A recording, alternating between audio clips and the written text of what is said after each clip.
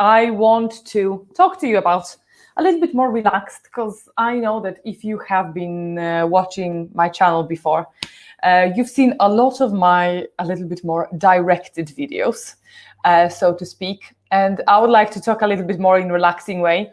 So if you're watching it on a replay, I've got to put timestamps so you can, switch a little bit. Oh, we have a few people on Instagram as well. So you can switch and skip straight to my today's subject. Because my today's subject, hey Kasia, my today's subject is going to be exercise with PCOS. As you know, on this channel, I am talking about everything PCOS related. So I wanted to tell you a little bit more relaxed story of why am I preaching what I'm preaching. So I hope you will enjoy it, because it will have a lot of my private story in it as well. So if you have been watching me for a while, and please, if you're watching, make sure you leave me a comment and you leave me a like as well. If you're watching this, as I said, want to talk about exercise in PCOS. And if you have seen me before, you know that I talk a lot about insulin resistance with PCOS and about all this sort of stuff. So what happens very often with us with PCOS, we have high levels of insulin resistance. And insulin resistance is basically when you have your little cell, and I'm always showing it like that. You have your little cell and you have a little lock. This lock is insulin receptor. So to open this lock, to have actually energy going into your cell, you have to have insulin. So insulin goes into the receptor, opens it up, energy goes inside, your mitochondria is doing all the magic and creating energy. Now, if you have insulin resistance, you create a lot of that insulin because very often, your sugar that is supposed to be turned into energy is not being created to energy. So this lock is broken, right? And insulin is trying to come in and it never opens the gate. So the energy is never created. So you are constantly tired, you're fatigued. And what happens with this extra sugar that didn't come into the cell? It's being stored in fat. And at the same time, you're exhausted, you're hungry, because your cells are selling the signal to your body that you're still starving. Now, this is a little bit what you probably have seen me talking about before. Now I want to tell you two stories of why I say that the best exercise for insulin resistance is actually quite gentle exercise, and why it is walking. Now you will say that walking is not an exercise. Now I will have to say otherwise, especially for women with insulin resistance. Now, I don't want to say that every woman with PCOS has insulin resistance and it's one size fits all. You might be, further in your journey of healing, and you might be absolutely fine doing certain stuff. But what I have gotten recently from you guys, from you and you, is a lot of comments saying, should I do HIIT training, or should I do weightlifting, or should I do cardio to lose weight with PCOS, because of what I just explained is very difficult. Now, my answer is always no. And why is that? Story number one. It's year 2017, and I'm in Sweden back then. For those of you who don't know, I live on Tenerife now. And I have been in Sweden, and I know now that I had all the symptoms of insulin resistance. So what was happening is that I was working out a lot, and I was working out 4 times a week. I was weightlifting. I know that I had proper weightlifting training, because I was not only first trained by my powerlifter friend, but also I was then directed a little bit by physiotherapists because I was getting some injuries, which we're going to get to in a second. And what was happening? Because I was doing not a crazy amount of cardio, I'm not a cardio person, everybody who knows me knows that, but I was always doing a little bit of gentle cardio and weightlifting 4 times a week. What started happening is that I started feeling horribly fatigued because I really wanted to lose weight. So I cut my calories to 1,500.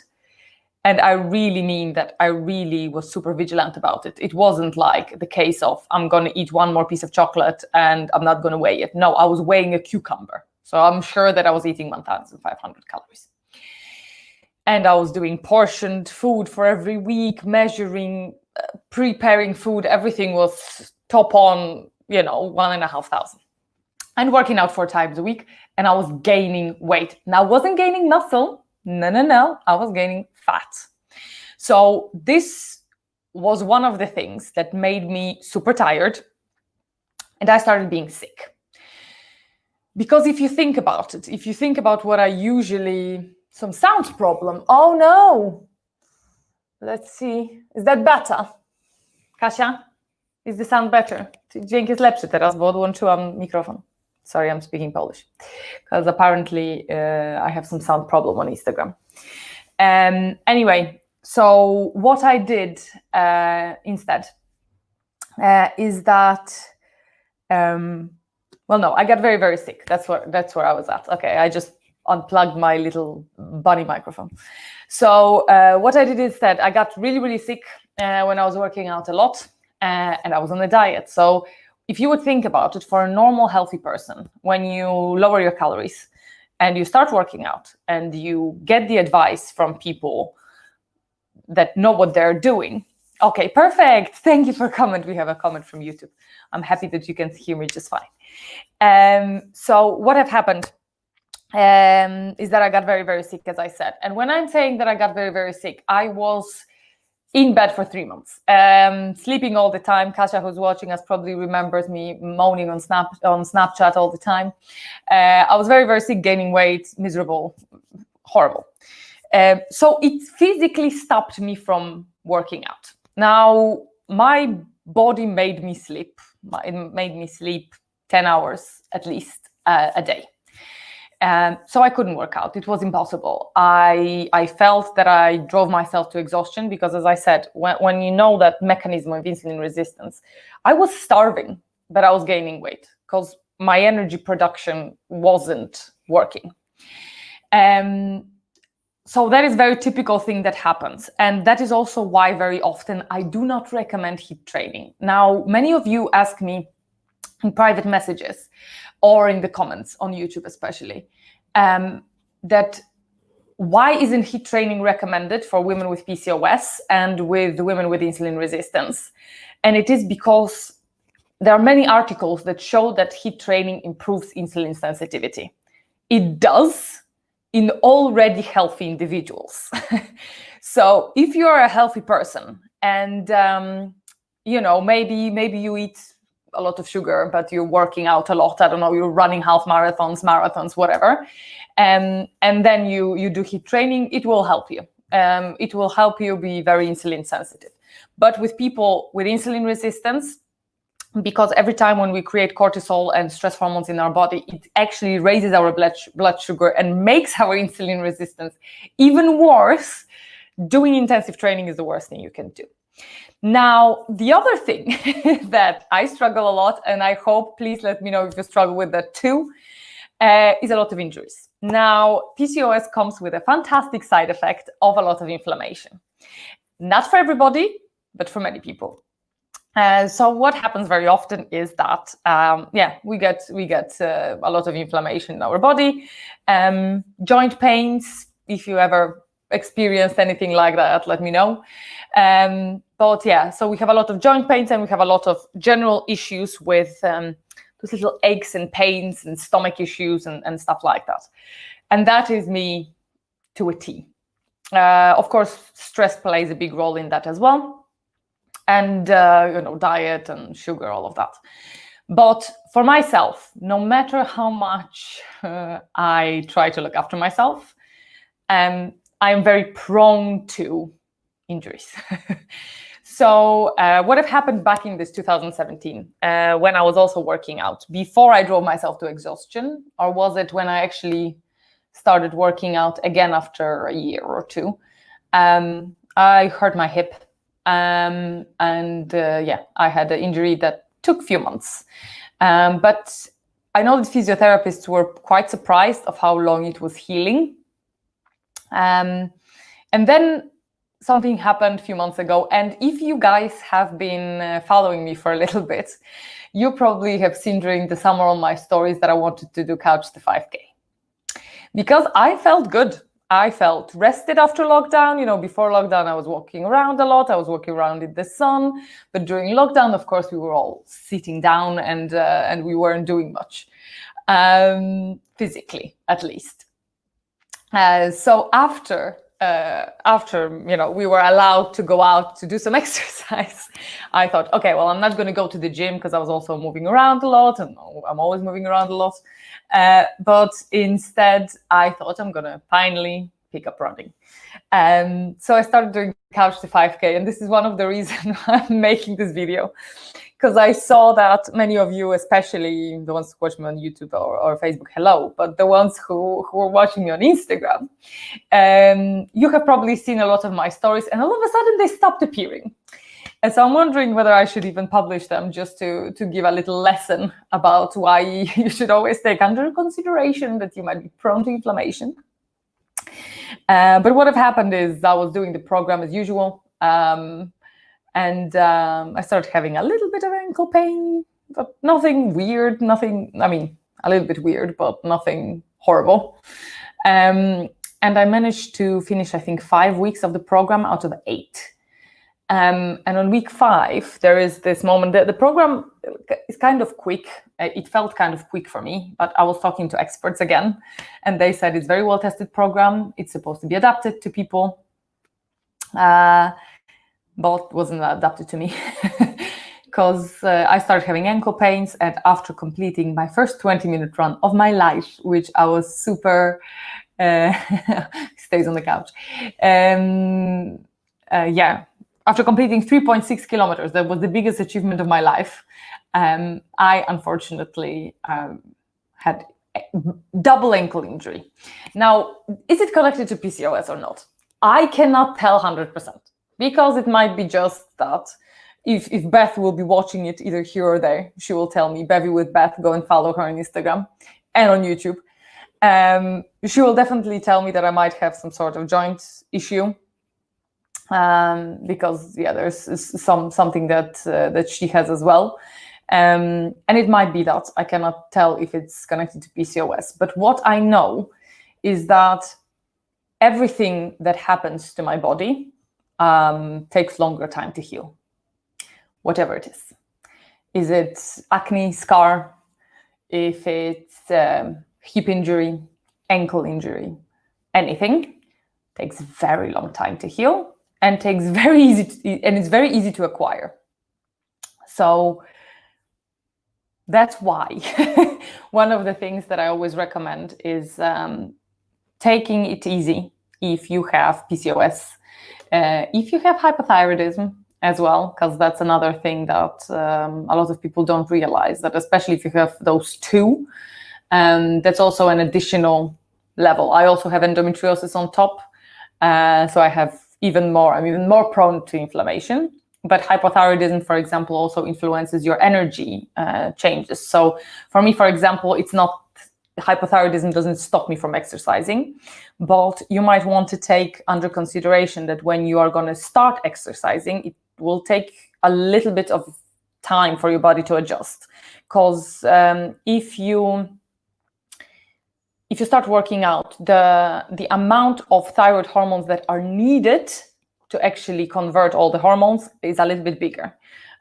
So you're either going to have to adapt your medication, or you're going to have to just give it time and go very, very slowly. So if you haven't watched my videos on my YouTube, there is always, if you're watching on Instagram, it's linked in the bio, or if you're watching on YouTube, I always have a links to my playlist. And I have best exercise for PCOS. It's super important to listen to your body and not listen to anybody else. And why am I saying this? Your body will give you signals of what you can and can't do. We very often take advice from healthy people, and there's nothing wrong about this, because those people know what they're doing for healthy people. However, it's good to take that advice and adapt that to be directly to you. So take it a little bit slower, because if you want to ever get any results from working out full speed when you have insulin resistance will do nothing it can only make you sick and make you stop working out overall, like I told you in my first story. If you will go too fast, even if you think you fixed your insulin resistance, your inflammation can be a problem. So take all of that under consideration. And now I'm going to tell you a little quick rest of the story, how this first time I managed to salvage what was happening to me. Because I was, let's say, maybe 10 kilograms heavier than what I'm now. And after I've been sick, as I said, the sickness put me to bed, so I couldn't do much. But then I started walking, going for walks, and that and a lot of rest, actually lowering my stress hormones instead of bouncing them up with a lot of training, lowering my stress hormones and walking, which is, not a lot of calorie burning anyway. But walking and then slowly adjusting my diet, but not restricting it by 500 calories, and finding out actually what type of diet works for me. Because for me, the amount of calories is not the most important part, weirdly, is keeping my insulin in level. So majority of the year, I'm keto. It's been Christmas time and New Year's and my birthday and all that. So I had a little break. So we will see how my skin will respond. But for me, keeping my insulin at bay is absolutely the most important. So most important for me is having a whole foods diet, and I really, really had to be keto. I don't know if I will forever have to be keto, hopefully not, because at the moment I'm enjoying a little bit of my carbs, especially my carrots and hummus every day. So we will see. But even if it goes to diet, do absolutely the same thing. If someone will tell you going vegan is the best thing to do for your body, it might be for some people who are used to eating a lot of processed foods. For me, who was eating a lot of whole foods, going, for example, the processed vegan way would be absolutely horrible. And I can't eat carbs. So I was absolutely addicted to apples, and I was eating 1 kilogram, 2 kilograms a day, seriously. And that was making my insulin resistance worse. So even when I was moderate with the carbs, my skin still didn't reply very well. So yeah, this was me blabbering for 20 minutes. And this is why I also, again, recommend you to make sure that if you decide on exercise for PCOS, go gentle. Start with walking. Walk a lot. Sleep a lot at the same time. By the way, as soon as I start sleeping well, my weight is shedding off. Think about your diet, because remember that 80% of weight loss is diet, not exercise. Exercise is just 20%. So it's just supporting your body. Exercise is for fitness, not for weight loss. Try gentle exercise. Try strengthening your core. Try strengthening your joints. Do maybe little yoga, little at the beginning, a little Pilates. Make sure that you're in a correct position. And just then start weighted workouts, slow weighted workouts. So you can start weightlifting, but very, very slowly. Don't overexert yourself too much. Progress with weightlifting. And at the very end, it's got to be intense exercises like running, but also like HIIT training and super burst exercises. Now, we have a question. Do I eat berries? Yes, I do. I absolutely love berries. And during the summer, although during the winter as well, even when I'm keto, I am allowing myself for berries to be my main source of carbs. So when I was craving something sweet, which actually made me gain a little bit of weight, because keto is not a free card. It doesn't mean that you can eat anything in any amounts. It just means that it will probably put you in a state where you start understanding your hunger. So I used to binge it. I used to have proper binge eating disorder. Not diagnosed, but I usually had horrible hunger, so I could eat 5,000-6,000 calories in one sitting. But keto helped me understand when I'm actually hungry, and if I feel like I want to treat, what I used to eat, coming back to berries, was a bowl of berries with whipped cream, unsweetened, maybe a little stevia on the top. And I ate it every night in the summer, gained a little weight, didn't mind, because then I was like, okay, I'm going to stop eating them now. And I wasn't suffering in a way that I had this horrible hungers or cravings, or I felt hungry. So that's one thing on keto as well, that you don't feel very hungry. And fasting is also a very, very powerful thing. Now we are to see, because, we are not completely sure how long-term studies on keto will turn out. Some people started commenting on my videos saying that long-term keto diets can also make insulin resistance worse, saying that the fat can actually block insulin receptors. I have not found one article that was saying it. So if you've ever came across one, I would love to hear it. And maybe keto is not end all be all, and maybe it does make you struggle with carbs till the rest of your life. But I think as a tool, it can be a very powerful thing, as well as fasting. So choose your weapon, and that's it. Go slow. Eat berries. Berries are very good for you. And that is it. Thank you all for joining and watching. And if you're watching on a replay, please comment if you have ever gone through anything similar that I have gone through. Do you also agree with me in what type of exercise I recommend for PCOS, especially if you still have quite a big insulin resistance and you're at the beginning of your journey? Let me know, and I'll see you guys very soon. Bye. We're saying bye.